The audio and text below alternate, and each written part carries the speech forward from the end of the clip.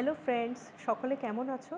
ভিডিওটি শুরু করার আগে আমি বলে রাখি, ভিডিওটি যদি ভালো লেগে থাকে তাহলে অবশ্যই ভিডিওটি লাইক অ্যান্ড সাবস্ক্রাইব করে দেবেন।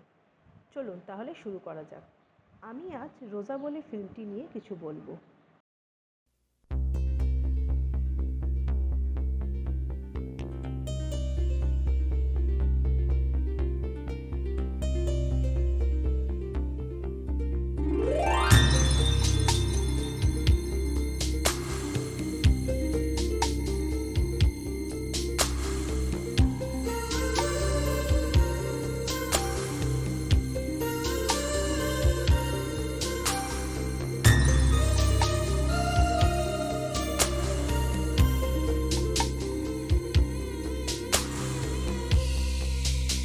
আপনারা সকলেই হয়তো শুনেছেন ফিল্মটির সম্বন্ধে।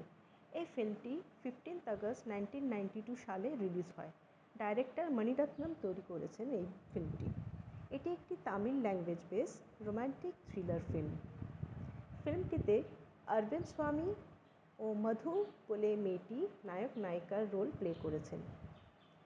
নায়িকার ভূমিকায় মধু বলে মেয়েটির ওপরে এই ফিল্মটির নাম পড়েছে। মেয়েটি তামিলনাড়ুর একটি গ্রামের অতি সাধারণ ও সরল মনের। শেষের দিকে ফিল্মটিতে দেখাবে মেয়েটির আপ্রাণ প্রচেষ্টা ও অসীম সাহস নিয়ে নিজের স্বামী অরবিন্দ স্বামীকে খুঁজে বের করবে, যে কিনা কিডন্যাপ হয়ে গেছিল একটি গুপ্ত মিশনের কাজ করার সময় জম্মু ও কাশ্মীরে।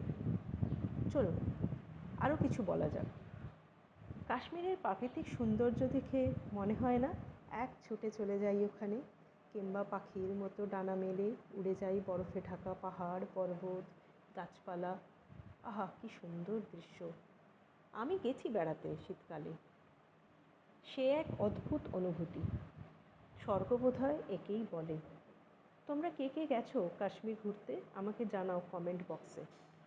জম্মু ও কাশ্মীরের শীতকালে এক দৃশ্য, চারিদিক সাদা বরফে ঢাকা, আবার গ্রীষ্মকালে আরেক দৃশ্য, নানা রকমের ফুল ও ফলের গাছের বাহার দেখলে চোখ ধাঁধিয়ে যাবে।